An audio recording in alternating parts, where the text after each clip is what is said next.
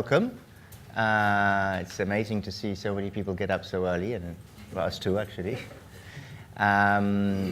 We're going to be spending the next hour together. We've planned some presentations that will take up about half an hour. So the idea is perhaps only raise your hand if you just don't understand something. I hate it when you lose track or something. So we will stop if you need some explanation about something that's being presented. But if it's to comment or question, perhaps keep them to the end and we can have a proper interactive session. And if there's anybody courageous up at the top of the amphitheater that feels like actually coming down to the bottom, it'll make us feel more like we're having a friendly conversation. So thank you all for being here. I have a distinguished panel. Arian from KPN will be giving us, grounding us in real world problems of how you actually could do HDR sort of now, how you could deploy it. He's a product owner of TV at KPN. We have Ian, who before that will be giving us the latest of what's going on in the interoperability group in the forum. And news of some pretty amazing demos we put together for NAB. We had 14 demos out there, so we're all still a bit jet-lagged from that. And to kick off, though, will be our president from Harmonic, the visionary in the video industry, who most of you probably already know. He'll give us, now if you'd like to start, yes, some news on the industry and us in particular. Thank you, Benjamin. So, hi everybody. I'm going to.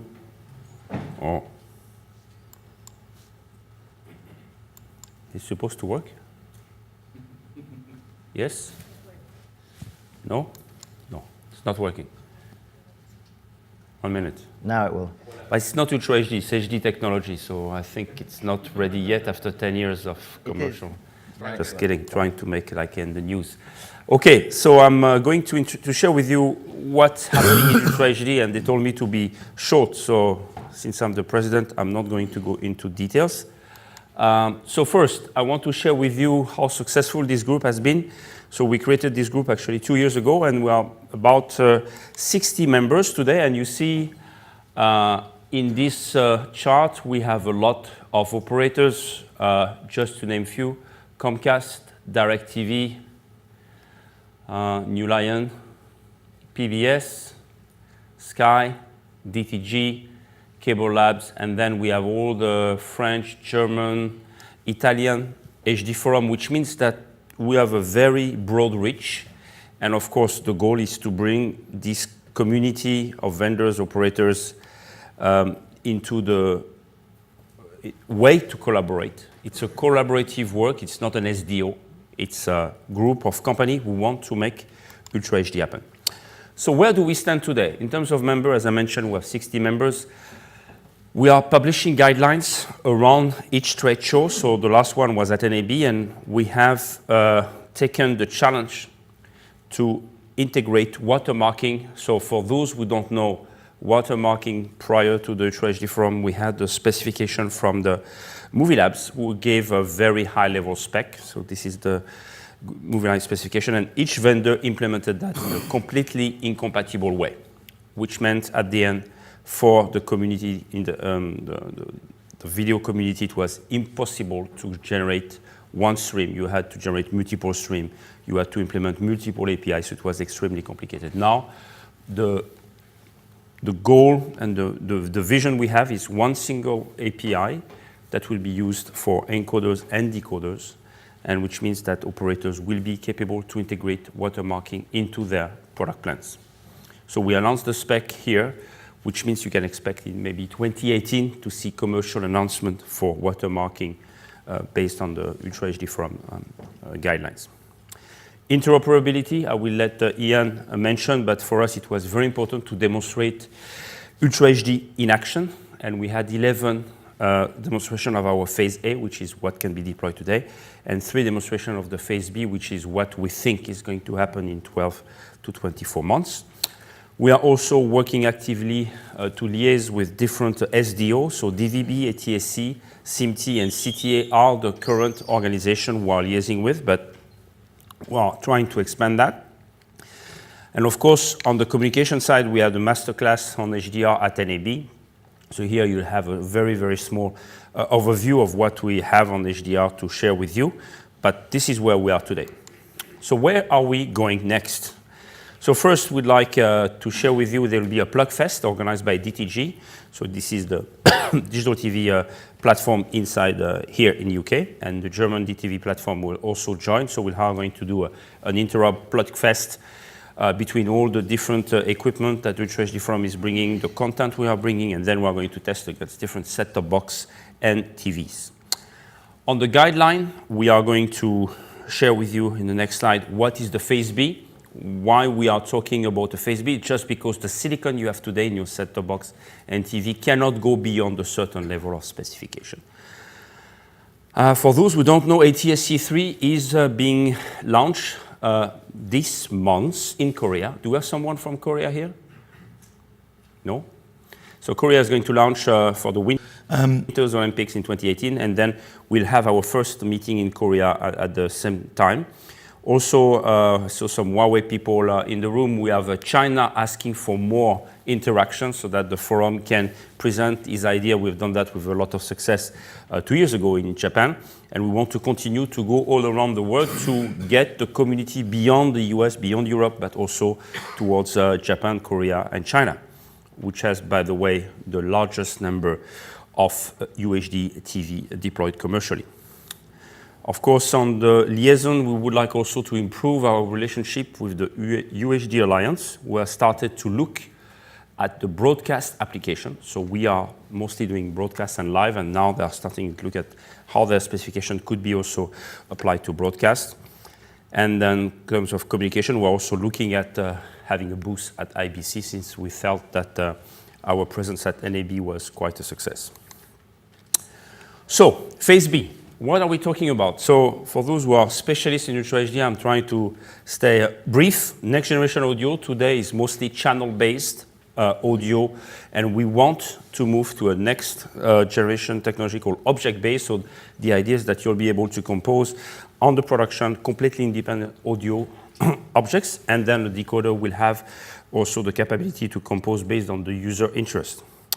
Metadata, you probably have heard a lot of stories and claims, so we would like to put some structure in all the dynamic metadata discussion. You know, Dolby has their solution, Technicolor are working on it, HDR10 Plus announced by Samsung recently, so we'd like to put something in perspective. Some dual layer HDR technology are making some claim for backward compatibility. Do we still need backward compatibility, or are we happy with HLG? So this is something we are going to look at. HFR, as you know, a lot of interest from the sports community to have high frame rate, P100, P120. Is it decodable by current silicon? No, so we need new silicon. What resolution? This is what we're going to look at. Also the HDR conversion tools, HLG to PQ10. A very important topic, some controversy inside ITU, so we are going to look into that. HDR brightness, how to make sure the level of HDR is not going to burn your eyes or your TV, so whatever. And this is also something that could become a regulated topic, as you know from the loudness audio. This went to the Parliament, this went to European Commission, so it's a very touchy subject, and we would like to be upfront on that. And then we have decided to go after applications. So we don't want to have an horizontal specification. We would like to have more silo specification. OTT, obviously, would like to have the live well covered over the air. You know, ATSC3, DVT2, ISDBT, starting in Brazil. We'll start to put specification on that. And of course, we want to have the MVPD, who are basically, so these are service providers who are interested to know between broadcast, IP, unicast, IP, multicast. There's a lot of way to deliver video today on an IP network, and we would like to help operators to decide what is the best technology, and the answer might not be the same depending on the year you sample the answer. I have Arian looking at me saying, Anyway, so phase B, as you see, a lot of interesting topics. This is more future, looking to the future, 2018 plus. I put in my slide, I didn't put any dates here because we have not yet finalized, but phase A was something which was timing driven. What can the industry deliver in order to deploy commercially in 2017? Phase B will be more, what is the realistic and reasonable specification for something to be relevant for operators, broadcasters, content providers. That's the main goal we have. That's it. Thank you very much. All right. Well, forgive me, my voice is a little bit broken from NAB. I've come back with one of those lovely lurgy diseases to disturb the rest of my sort of summer. So before I really go too far, thank you. we gave about 400 demos over 4 days individually, so I think that explains what happened. Well, it's 400 demos times 14, so yeah, it is quite a lot. So I think probably most of you will understand that more or less the idea around what Ultra HD is. Here in the forum, we've actually got a way of describing it as 4 pillars. One of the pillars is a bit wonky in the fact that it's actually 2 items merged together. And in many respects in the past, people believed them to be separate. This is the high dynamic range and wide color gamut pillar. You can actually operate with those separately, but it's not a thing that we see there as what people are doing. It is that you will always have those 2 combined together. And it literally covers here the high frame rate, the next generation audio, which are really the phase B items, which we'll move it into towards 2018. So really, in terms of giving you a brief introduction to what HDR is, I'm reminded of actually a song from the mid-1990s by a band called Timbuk 3. They said the song was called The Future's So Bright I've Got to Wear Shades. And it was a very prescient lyrical song. It was very much right that 50th hour year buys a lot of beer. But one thing it didn't really get right was you don't really need to wear shades when it comes to HDR. It's not about brightness for the whole display. It is about specular highlights and making a much more realistic vision of the content. And you can see here, this is like a reproduction of what our view of the standard dynamic range world is on a TV today, not really showing the real world very clearly. But the whole point is adding HDR with wide color gamut gives you that much more realistic view of the world that consumers will have. So just to reiterate, it's not about brighter pictures, it's about realism. And really it comes down to define what really high dynamic range is. And this is a great little chart that gives you a sort of a good feeling about how brightness is conceived in the real world. And they use here a measure which is candela per meter squared, which is much more easily said as nits. And you can see here that if you look at standard current television, it's from a very low 0.1 nit through to about 100 nits of screen brightness. And you can see that's what really we've been satisfied with for many years. But introducing high dynamic range allows us to go beyond that. And in fact, the current phase A standards, particularly PQ, define it going up to 10,000 nits. But you can already see it's an approximation of really the fullest range of what is there in brightness in the real world. Okay. And aside with that, with the wide color gamut, this is a chart you've probably seen in many other places. It's a very obscure chart. It shows the chroma colors reproduction as compared to the performance of the human eye. So the external curve around the outside is what the human eye can actually see and accommodate. And what we've got here is, if you look at the Rec 709 line, which is the dashed line right in the center, that's what we've been able to reproduce on CRTs and on the HDTV world for the last few decades. And the whole thing of introducing wide color gamut is to go beyond that, to begin to approach a wider range of what the human eye can see.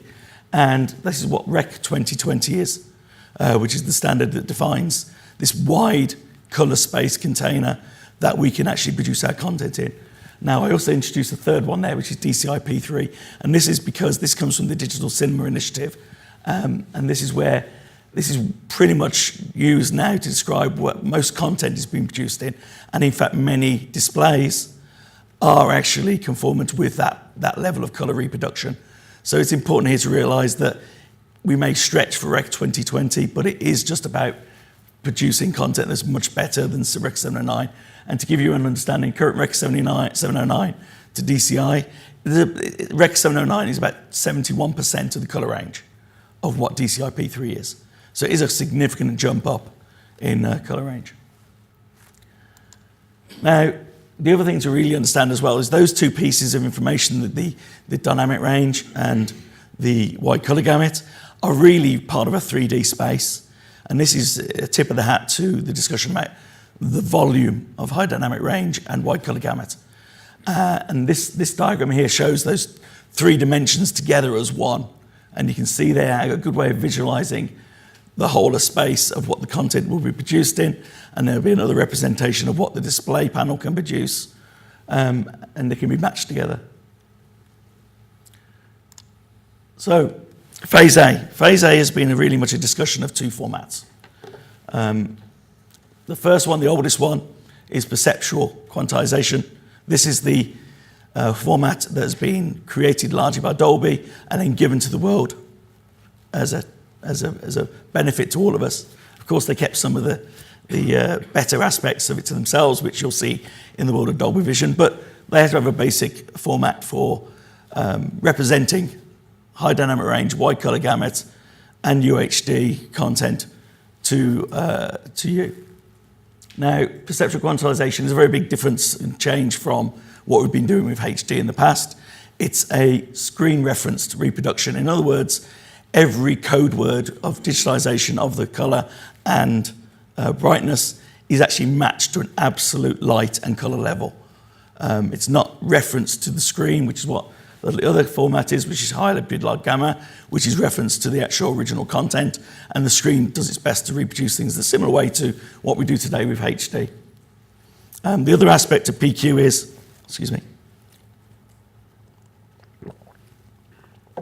PQ is a format, a curve, a way of converting from the optical characteristics of light to an electronic reproduction.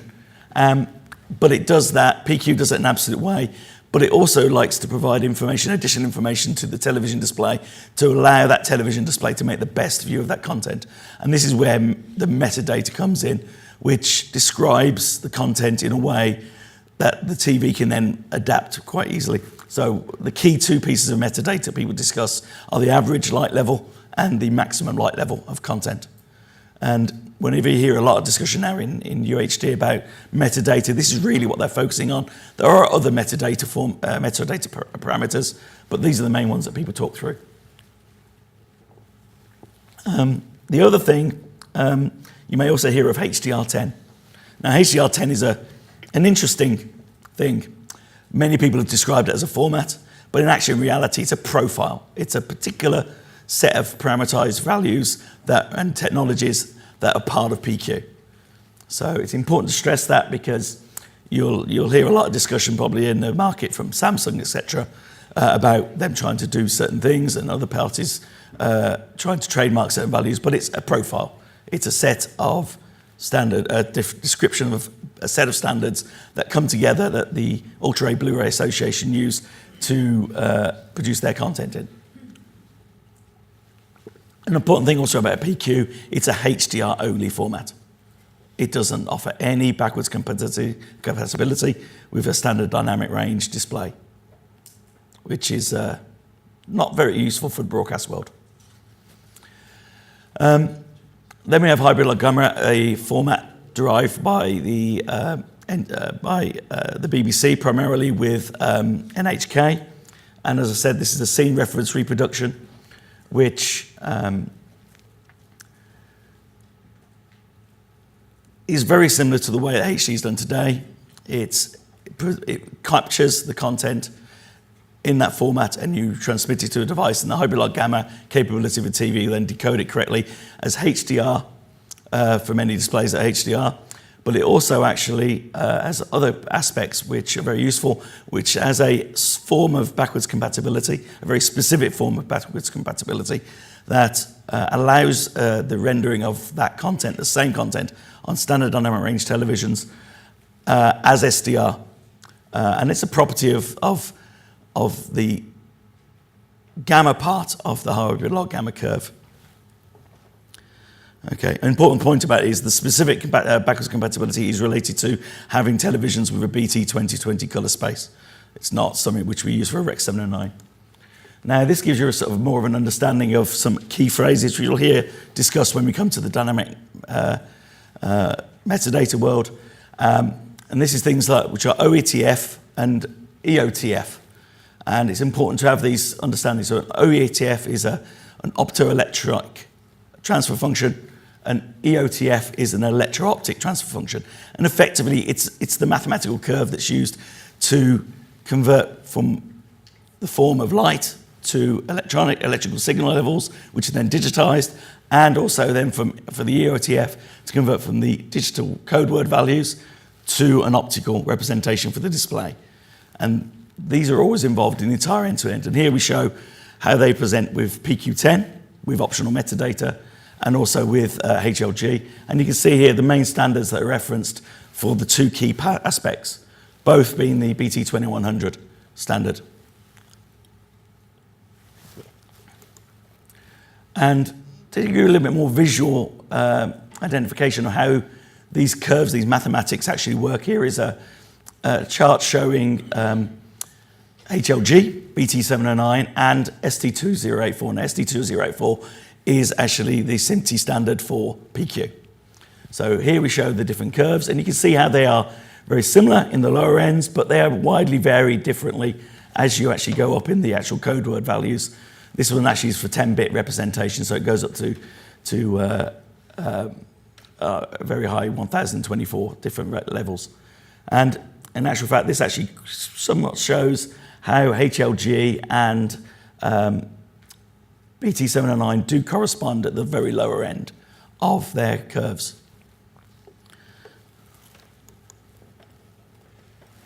So now moving away from the sort of current phase A, you've got some other key discussions now taking place on dynamic metadata. Now, dynamic metadata, a phase B aspect, really comes down to the SMPTE 2094 standard, and there are actually four primary vendor-specific, in terms of who's defined them, ways of undertaking dynamic metadata. Now, dynamic metadata, I referred earlier to metadata being the average light level and the maximum light level of content. What dynamic metadata is doing is looking at how you alter those values to actually correspond to the variation in the scenes or the individual frames of the content. So rather than it being the same values for the entire duration of a piece of content, with dynamic metadata, you vary it according to whether you've gone from a night scene on a beach where a murder has taken place to the CSI coming the next morning to the very sunny beach scene. And you actually treat those in very different ways with different levels of metadata. And that's what these particular applications will allow better representation of the whole light reproduction and color reproduction of the content. Right, so that's really a sort of whirlwind pass-through of the different HDR aspects. And from the perspective of what HDR and wide color gamut give, it gives a very clear future for the display itself, giving a very realistic view of content for the consumer. Okay? You're still on. There we go.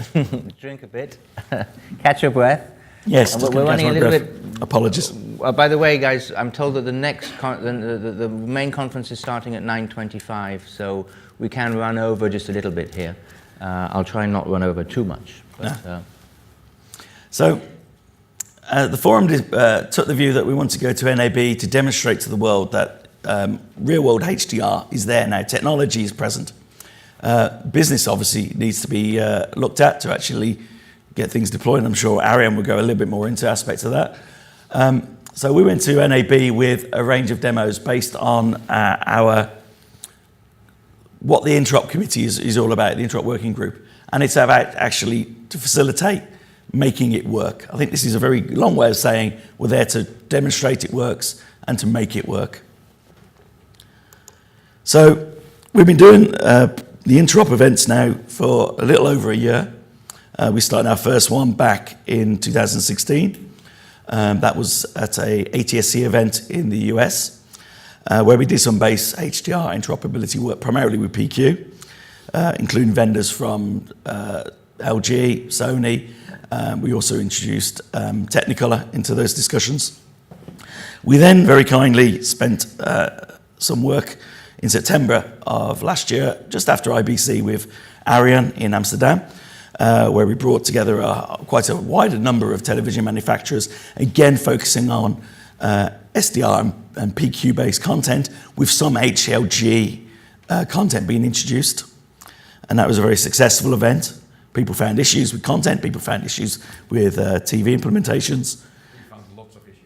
We found lots of issues, but as engineers, we love issues. We then go away and solve them. That was your point. Yes. So then we've gone away further, that immediately after that event, we did another event actually at a SIMT conference in just after IBC, and where we solved some of the major issues we had with content. Because we found a lot of issues with the way content was encoded, with the way metadata was actually added, and the actual color grading itself. So that was quite a satisfactory thing to solve those problems and do a very clean event in the US. And then we started to work much more together with DTG and DTVP, and we cooperated in their Plugfest using our content that we had so worked hard on in the previous Interop events. And again, as an event, it was incredibly useful for the vendors concerned, particularly because our content really stretched the capabilities of their displays to get good color reproduction. And they've gone away, many of them, to identify how to resolve some of those issues so that they can actually deploy production televisions during 2017. And then we came to NAB, where we went away to come along to Vegas with real-world HDR demonstrations, end-to-end, in fact, as well as conversions, beginning of some of the Phase B work, conversions between different formats, SDR to HDR, HDR to SDR, one form of HDR to another form of HDR, both on the server side and on the set-top box side, working with our member Huawei. And also we did three main demonstrations from the future, a little bit, in that Dolby presented the application of dynamic metadata to show HDR content on lower grade screens. We had Technicolor presenting how they can deliver a SDR HDR mix content using their particular set of technology, which come under the banner of advanced HDR. And also with LG, we undertook demonstrations of high frame rate, 120 frames per second content, which showed the realism, the flow of the motion of that content on the screen. And here it shows actually just the layout of our booth to show how compact and dense it was.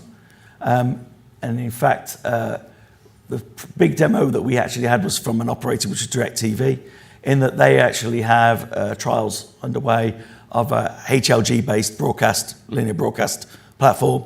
And we put together 4 separate panels from LG, Sony, one SDR, one HDR, to demonstrate the satellite reception and decode of HLG for those displays. And it very clearly showed the attendees the good level of quality that HLG can produce in an SDR situation and also in the HDR situation, even though if you don't like country music TV stars. On the top right is the demonstration of the Dolby booth. That particular one was showing a sort of unadulterated raw camera vision content on these professional displays on the left-hand side. And then we demonstrated how that was actually graded down to 400 nits using metadata and how that looks relatively poor. And they also then actually took that content and showed it with the application of dynamic metadata to show how they could improve that representation of the image based on the fact they had dark and light scenes being passed through the system. We had the conversions were in the center, You can see here the US flag, very popular in the US at NAB, showing the motion of high frame rate. And we also, on the bottom left there, we had a great demo from a member, New Lion, who demonstrated an ABR UHD platform, but it also allowed us to show what HDR did for lower resolution color, right down to the fact we had a world first, which was a demonstration of 360p 60 in HDR10. Incredibly low resolution, but it showed the vibrancy of the colors, and as long as you stood far enough back, it looked really good from the 65-inch screen. Obviously much more focused on the mobile of this world, but it also demonstrated as well the sort of the quality drop-off curve of reducing the resolution, such that it was only particularly really apparent below 1080p that the resolution really started to drop because of that extra perception of resolution that the better contrast levels gives from HDR. And that's that. We have taken a lot of lessons for the last year of Interop, and we're taking this forward into our future work for the rest of 2017. We identified that correct identification of HLG, and PQ content has been very difficult for many displays. And also in the production of the content, it's been actually quite difficult for current workflows to actually add the content, add the metadata, and correct signaling. So we've done a lot of work on that, trying to give some guidelines, to put some guidelines together to help people there. We've also done a lot of work supporting TV manufacturers with making sure that their firmware updates for hybrid like Gamma, for example, work well, and confirming that. We've also, as I say, we produce some quite stressful content that can be used with displays to show how good or poor the reproduction of the content is. We have looked at now, or beginning to look at the issues of reproducibility of the tests that we do. We've also identified that many displays have some quite major user interface and display configuration issues. It's too complex for users to set the televisions up, basically. And again, we've provided that feedback back to TV manufacturers to help them try and simplify those configuration steps. And we also looked at the fact that in addition to what TV manufacturers do in line with the standards, they also put a lot of other processing on TVs that has issues in the color reproduction, particularly. Motion compensation can be problematic. Some of the more vivid modes also can be very problematic. And again, we've given advice back to TV manufacturers about good practices and bad practices that they follow there. So we're going to focus on our next steps, and our next steps are conversions, content switching. That's having SDR and HDR mixed in the same video stream. We've also begun our view on look at next generation audio as part of the Phase B work. And then, as Thierry has also mentioned, brightness and loudness is a key thing to be looking at now in the next 12 months. We're also trying to look at the reproducibility of validation and testing. So we're looking at measurement methods and test patterns. And at some point during 2018, we will almost certainly begin to start looking at high frame rate issues. And of course, we're at our next Interop with the DTG at the end of June. Right, so that's really covered a whirlwind matter, all the HDR pieces in interoperability. I'll hand over to Arian. Thank you, Ian.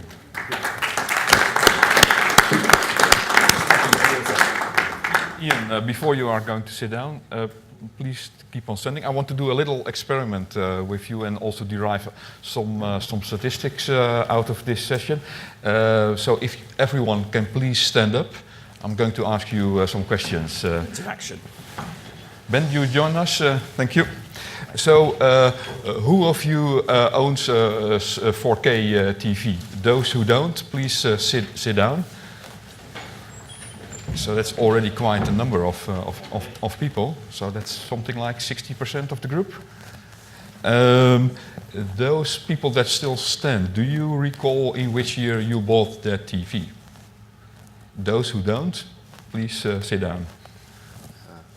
Okay, that's good. That's good. Do you all know the brand and the type of the TV you bought? And then I mean not the serial number, but the real type of that brand.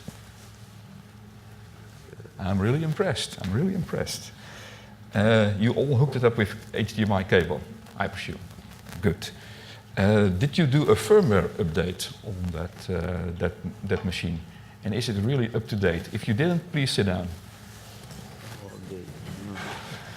Okay. So I think here we find some industry experts, and this is what's happening. So well, yours can sit down if you want. So why does this matter? We run TV as a service, and we strive to bring excellent video quality to our customers, and want to ensure that everything works. That we keep on updating the servers, that if there is some security issues in platforms or in boxes, that we fix those kind of things. So we really do our utmost to get a good service at customers. And sometimes, there are issues at customer premises. Customers phone up, they complain, they don't understand the service, there is something with the video, there is something of data loss in the DSL networks we use. And we try all to fix that. And then we are going to introduce, of course, this wonderful new service. And I can tell you that people don't know what an HDMI cable is.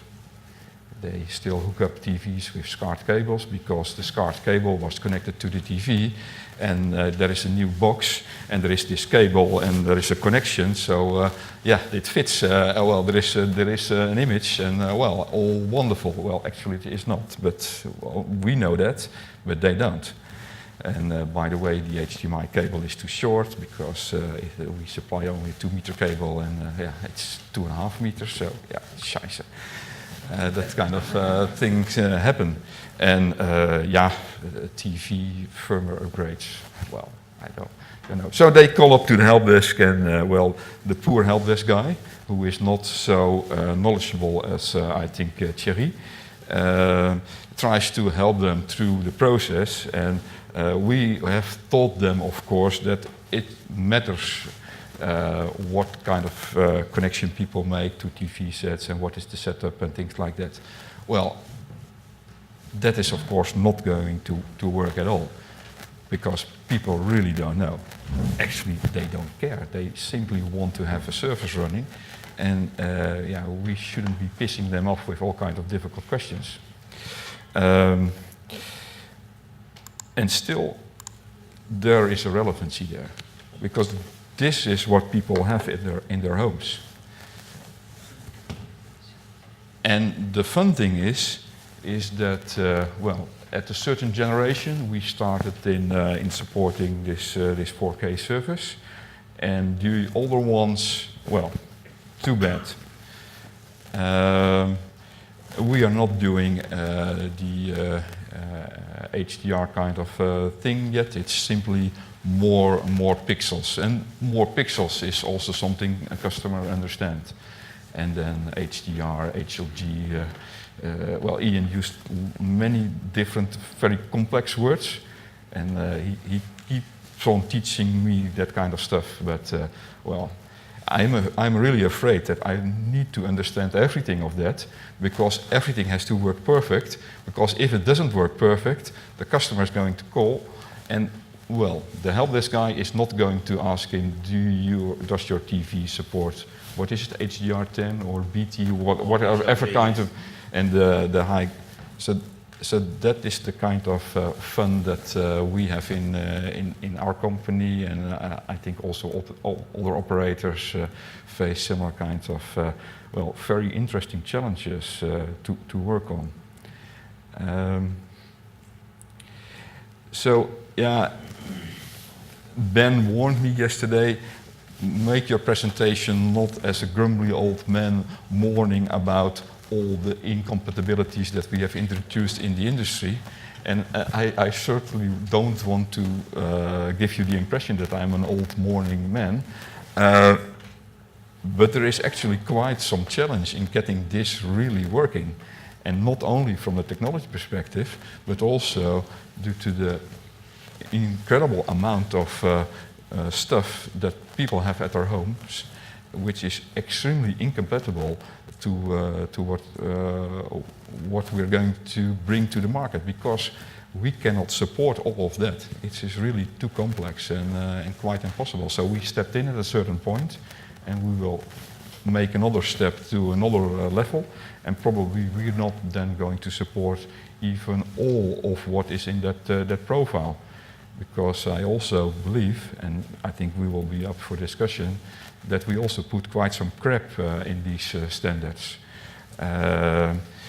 One example that is being given to me by my colleagues, yeah, we need that better audio compression system. It's brand new and it has many advantages.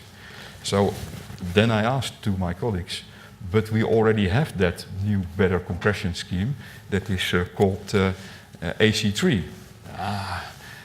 That is old, it's 20 years old, it's not helping at all to solve all the issues that we have. And then if you ask, well, how many people have connected the surround set to the TV? Well, it's maybe too much to invite them all to your home, but it's not really an interesting percentage of your customer base. So improving on that basically almost adds no customer value, and I don't want to offend any of you here who have some vested interest in doing that kind of thing, but the majority of my customers are still using their TV set, and the CE manufacturers make them flatter and flatter and flatter. So, well, you all know what happens to the audio quality, and the customers, they really don't care a shit about that. So that's how it goes. But adding all kinds of new standards and new technology, and of course new IPR, because everyone has to eat, I understand that, is not always in the interest of the customer. And yeah, my company is very much a customer-driven company. We really want to bring the best to those customers, but it has to work. So that is one of the problems that we have. You left the animations. So to round up my presentation, we have done some experiments. We see that there are lots of incompatibilities there, and if you make the whole range and do things in simulcast, you can get to quite some level of well, things that are working more or less. But I'm really asking you to well, ensure that everything works very nicely, so that we are not pestering the customers with these kind of new technologies.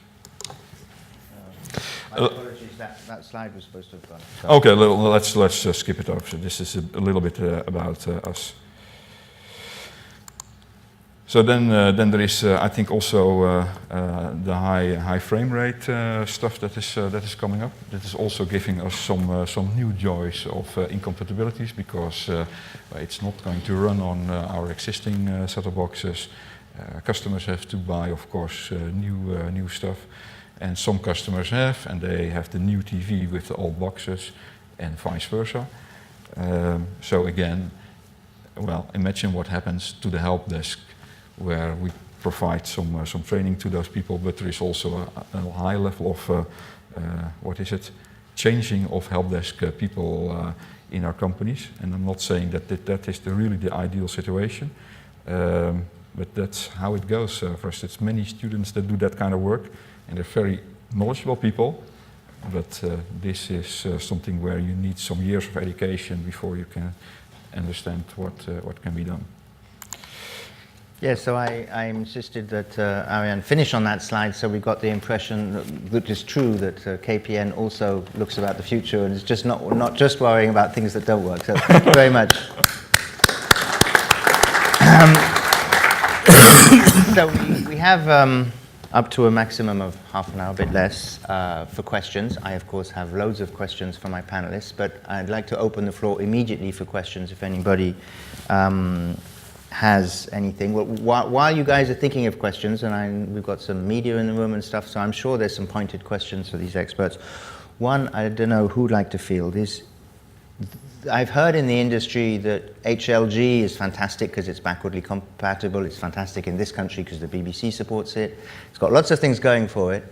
I'm told that if you grade content with HLG, it will be less future-proof than if you store it in some kind of mezzanine format or something to make it work with the TVs of the future.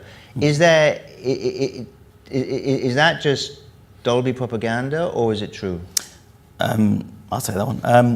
There is some level of truth to it, but the reality of content production today is that people capture in RAW, capture in a variety of different log formats, and do a lot of conversions between the point of production and to the point of distribution. And if you're looking at producing content or making content actually natively in HLG, then you will be setting that content to be graded to one specific level of luminance, as in to say 1,000 nits. And from that perspective, then if you've only got that content in that form, then obviously it's not going to be able to be revisited in the future. If you produce content with a raw format, then yes, that can be regraded, reproduced in the future. I hear you, but then maybe Thierry, you can chime in also here. Big fundamental question: if you say my color range and my dynamic range, my light goes from here to here. When you get a human colorist and an artist and everything to pull it up to there, sure, I can understand it's better, but we've seen so many demos. The 14 demos that we had at NAB, they were all done automatically. Is moving from this quality in terms of the types of colors, the types of light level, from here to here, if you were to do it in a fully automated way, is it significantly less good than having it planned? Because if that's the case, then surely HLG is as good as PQ. Well, I mean, I don't want to enter into the HDR discussion. I try to stay away from it. I think the content people want to grade at a higher level than 1,000 nits, which is what is today in the guideline and what is the Ultra HD Alliance specification. So just so everybody's clear, grading is that what's done in post-production when you've shot the images is to get the color level just right so that the artistic intent is preserved. Yeah. Those are the kind of words they're using. And I'm just sort of being a bit provocative and saying, aren't they kind of pulling our leg? I mean, maybe artistic in the cinema stuff, but on the video space, So can't we do it all automatic? People capture RAW, they grade at a very high level, and they store this in a mezzanine format. Now, what we know is today 1,000 nits is what is about the specification for the content grading and the reproduction on TVs. The problem, if you grade at a higher number of nits, your eye might be disturbed. And there are some interesting research which have been showed and presented in international standards showing that after 1,500 nits, your eye starts to be disturbed. That's the content and psychovisual perspective. Now you have the regulators who are going to tell you you cannot have more than this amount of watts per TV. And they are right now in the process of assessing how many nits going to consume how many watts. I've read that in California, if we put HDR in all the house, it's $1 billion increase in electricity bill. I'm telling you, if the regulators can avoid this bill, they will regulate and force the TV manufacturer to limit the number of nits unless somebody convinces them. So I think we're right in the middle of all those discussions. And I think from a content provider point of view, you should always grade at a higher level than 1,000 nits, and then we'll decide what to do with it. But 1,000 nits, I think, is a good trade-off for the next few years to come, and we'll see what the regulators will force us to do. Maybe they will cut the conversation faster than we think. But to add to that, though, the whole thing here is thinking about in terms of the stages of production. For contribution purposes, there's a lot of advantages to using formats that allow you to alter the grading at a later stage. HLG isn't necessarily one that allows you to do that. But once you move to a distribution stage, coming from an operator or from a content producer broadcasting to the display device to the set-top box, then HLG has some equal advantages, and there it isn't an issue necessarily that the content is set for 1,000 nits or set for 800 nits, etc. You know, PQ kind of has some sounds like advantages. sounds a little bit like splitting hairs to me. That I can see the point, but It's like capturing your content in 8K and transmitting it in 4K and 2K. You're capturing it in the highest quality you possibly can. You can revisit it later, revisit it, and actually produce it higher and higher grades as technology improves on the consumption side. Okay. And that's really what the contribution differences are, therefore. So I can't see any hands raising. I have one more question, this time more for... John. Oh, John. John. Yeah, so for you, Arian, you gave us a good reason why deploying HDR for someone like KPN is going to be really complicated. Let's just get, because of the TV sets, let's get that problem out of the way and say, Thank you. I'm the CEO and I'm saying you can deploy HDR tomorrow and it's only going to be for people who buy sets in the future. So forget the TV set. Or we give our customers we give them TV sets. What What other stumbling blocks? What you see as the challenges to deploy it? And I want you to deploy it ASAP. What are the hard things for you to solve today? Well, I think the biggest problem right now is getting content in that chain. But it's like basically all projects that you run in large companies where you need maybe a dozen departments to contribute to a certain thing. It is very easy to frustrate these kind of projects. So anyone can do that. And I also see this as a kind of a project, but it's an industry project, so it's slightly more complex than doing something only within KPN. So there is something on the content which is an issue there. There is also something from licensing authorities that want to make lots of money over there. That's also really hindering, I think, the industry to make it a success.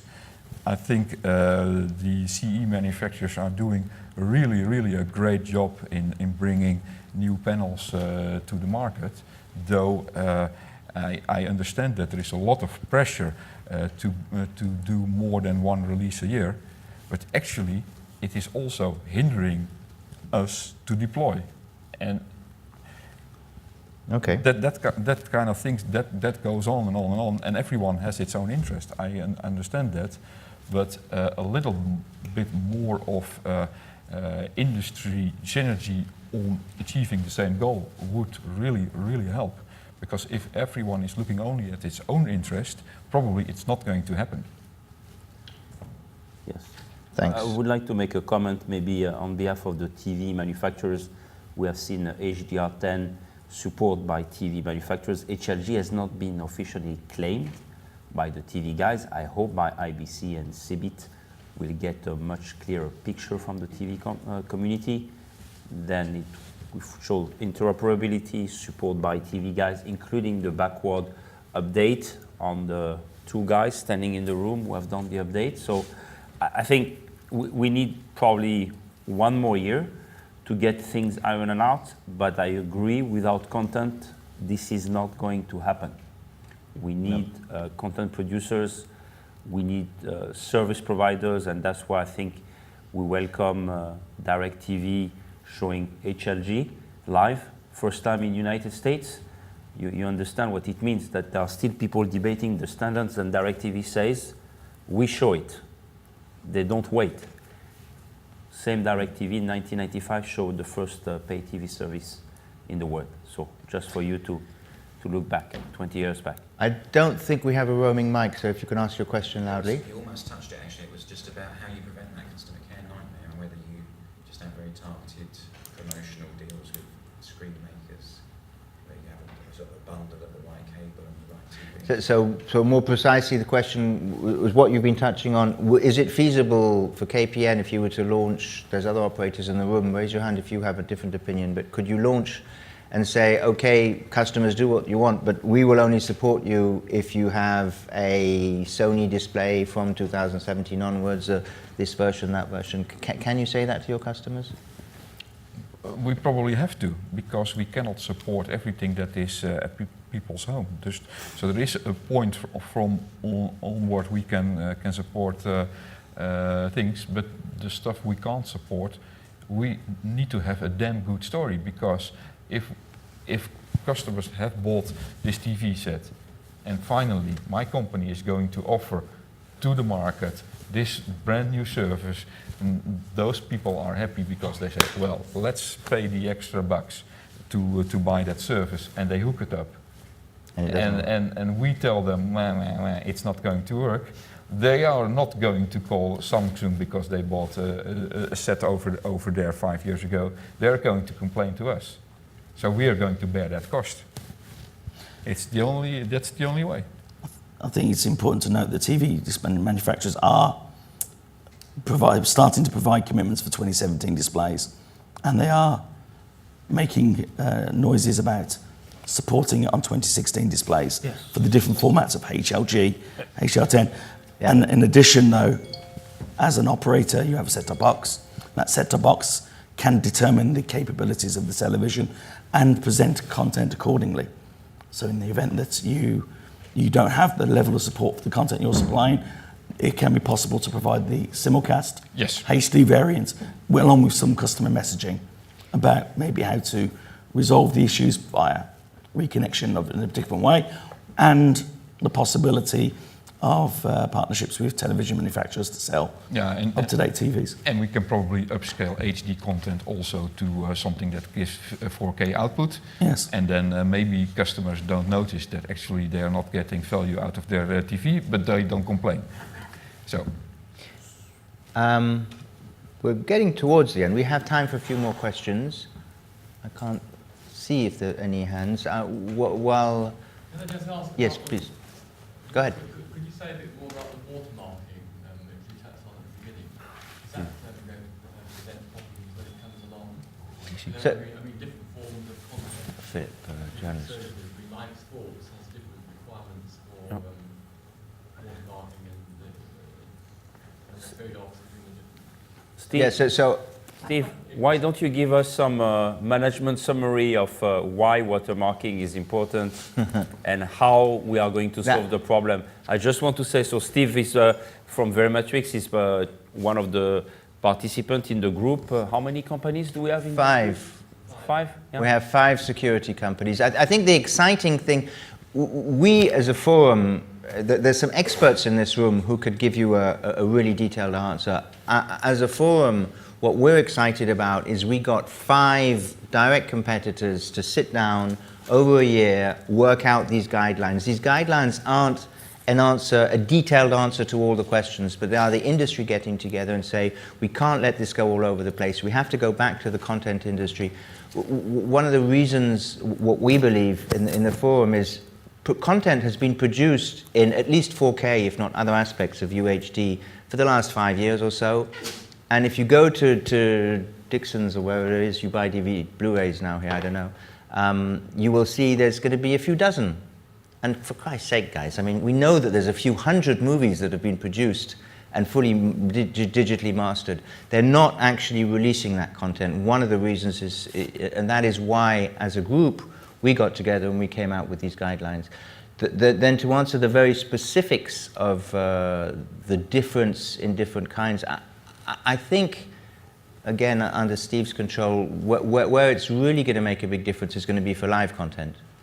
I'm not saying it's not usable for other stuff. I think it's a little broader than that, actually, Ben. But you know, what we would like to achieve, very briefly, is to try and release try and enable the licensing process to move a bit more smoothly by providing all the protection mechanisms that the content owners feel they need for this kind of content, right?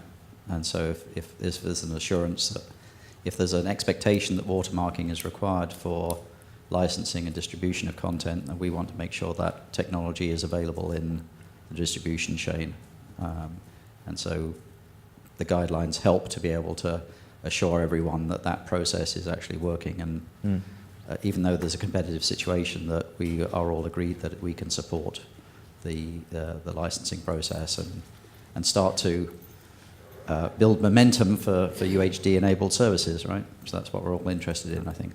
So Phil, if you want to write a paper on the watermarking technologies and the standardization, you can talk to We're talking. We're talking. He's a very good English speaker, I think. No, but I think it's very important to understand that watermarking has been discussed probably for the last few years in Ultra HD, and nothing has really moved.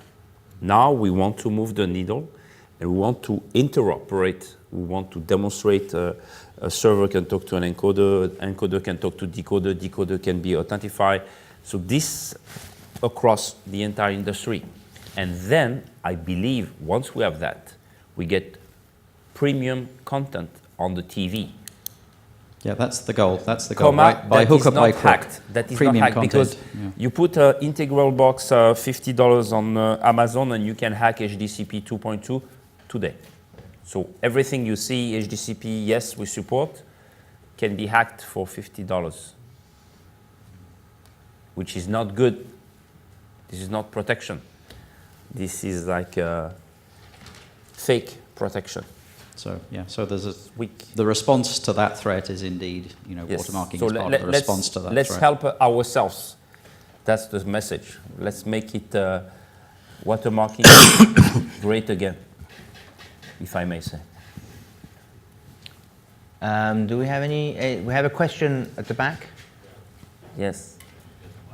Simon. Just to add. Simon, wait. Simon, Another watermarking Simon, wait for company. your. Yeah, so Simon Trudel from Nagra. Simon. and for discussion on security.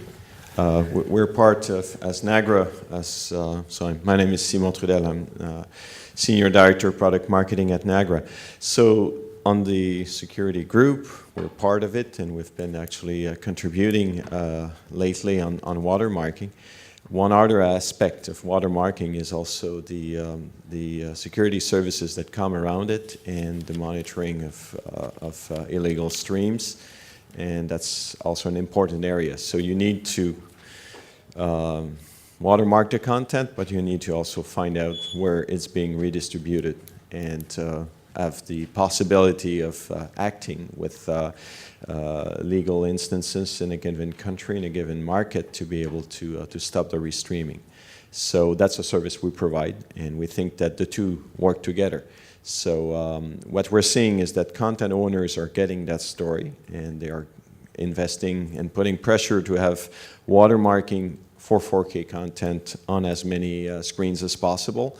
And at the same time, they expect the industry and players like ourselves to help them police that environment and keep as much content, illegal content, away from streaming as possible.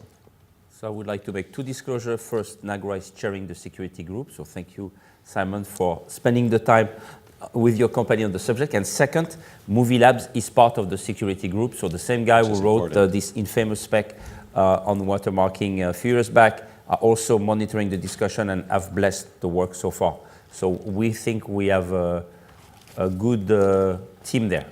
I think we've created the ecosystem we needed, Yes. and that was definitely something that was missing. And Yeah. through And that's I think, typically the effort what of the past year. That's typically what the forum is bringing, is on very complex topic like watermarking. We sit together and we make things happen.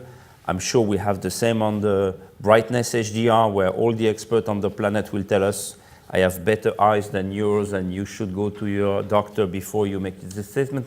But we are going to create, we are going to fill the gaps as much as we can. We have to make Ultra HD work, deployable, remove all the hurdles. Now we are at the very, very early days. We show interoperability, we show security, we are going to show HDR limits, what are the reasonable limits we put on HDR, and we want you actually to join the forum for those who are still not convinced about Ultra HD. I would like to make a pitch. This is an important topic. I remember 10 years ago when we started the first HD service, people were telling me we don't need HD. SD is fine. Today, if you're an operator, you want to launch a service without HD, good luck for that. So to chime in on that, we have two kinds of members, the very active members who are kind of leading and are deploying, whether they're operators or pulling out products.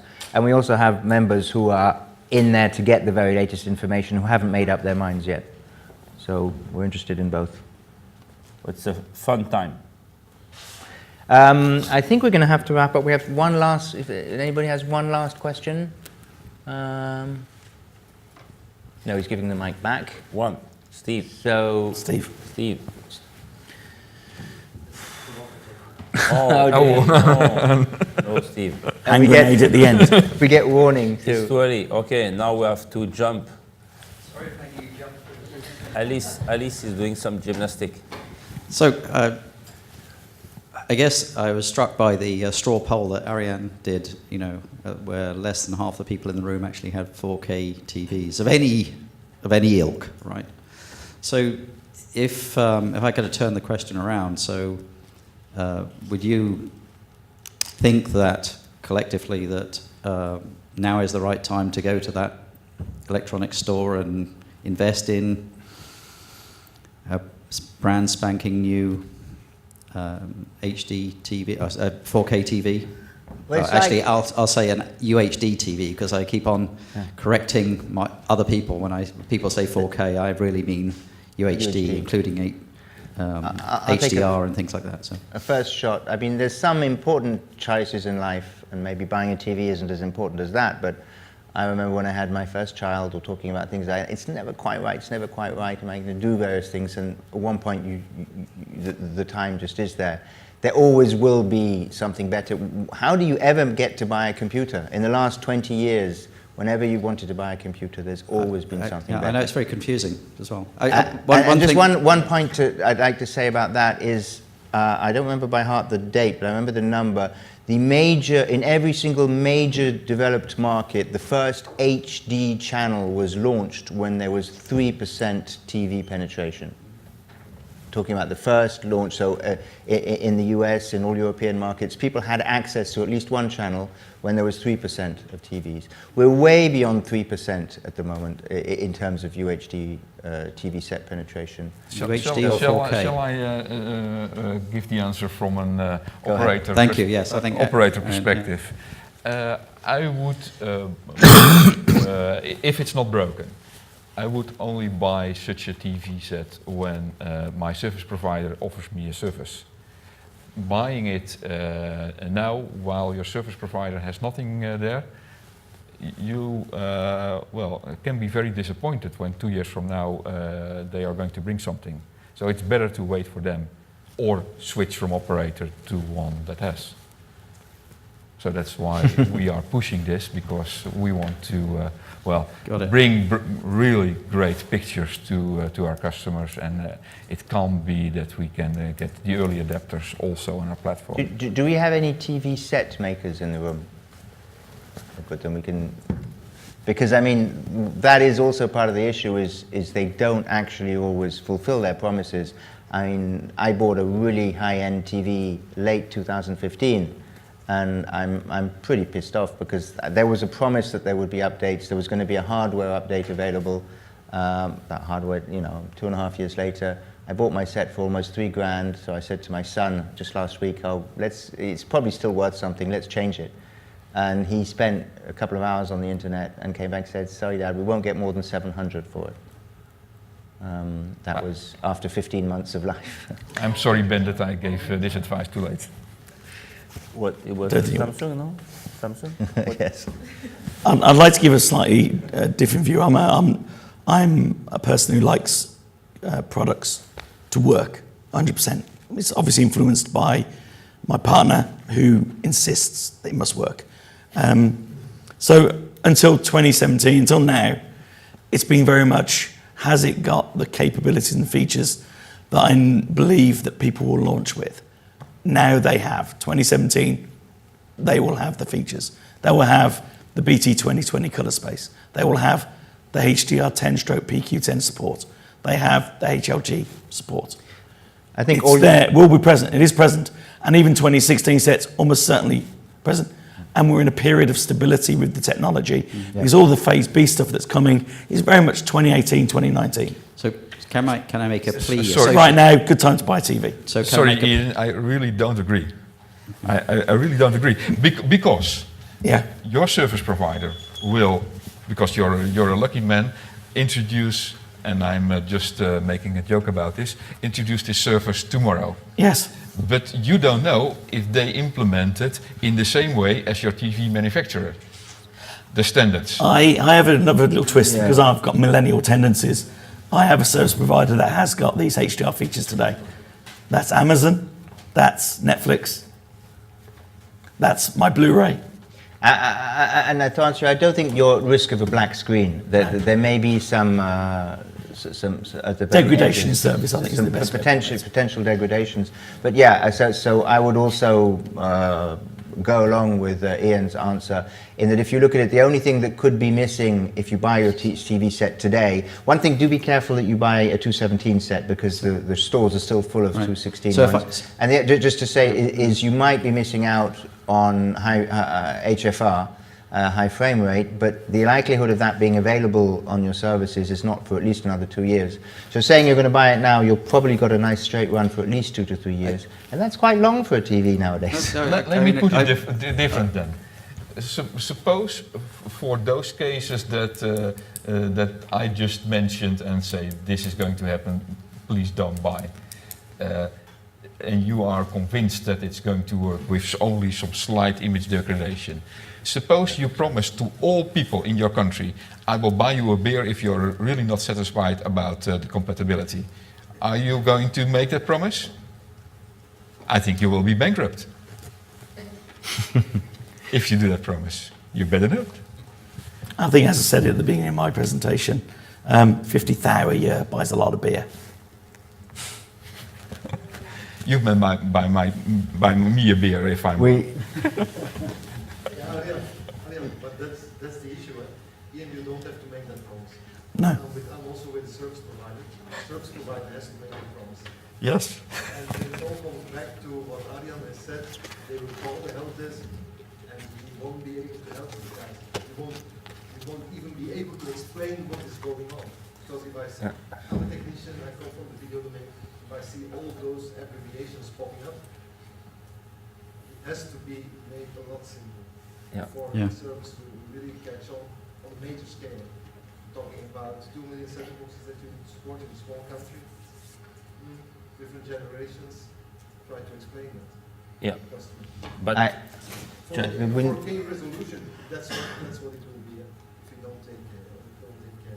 Nobody is waiting for 4K resolution because everybody's too far from the TV. just to be even more provocative, today 99.999% of service providers are sending SDR to the TV, and the TV is doing the up conversion to HDR. This is the backup mode for many operators. That's the mainstream actually, and in the future could become the best way to deliver content is BT 2020 10 bits SDR, TV will do the job until we figure out compatibility backward, forward. So it's I think we need operators to help to accompany the customer in a hopefully not a stressful experience. Some of you have tried and failed, but I believe we are building here all the different steps, interoperability, pushing the CE guys to communicate. And I'm also positive on the HD forum or Ultra HD forum in each country. They are starting to talk to the regulators. They are starting to talk to the retailers in order to bring a message. Today there is no message. I live in US, I go to a retail store, there's nothing. There's not even 3 letters, HDR. It's hidden. Everybody's scared. There's no service, there's no messaging, nothing. There's no HLG. So I think we need 6 to 12 months to iron out, as you say in English. And then I think 2018 we will get service out. That would be really great. I'm positive. I'm positive. Just wait. Just wait. The wave is coming. So Steve, the Tsunami is coming. Cup half full, right? That was the impression that we need. No, but we have to build all the steps. Otherwise, an operator is not going to burn himself. They have other problem to solve than solve the customer. We will keep on burning our fingers. But I think you can expect Guys, 12 months to be interesting. we've exhausted our time. It was a very entertaining and interesting session. Thank you all, and thank you audience for being here.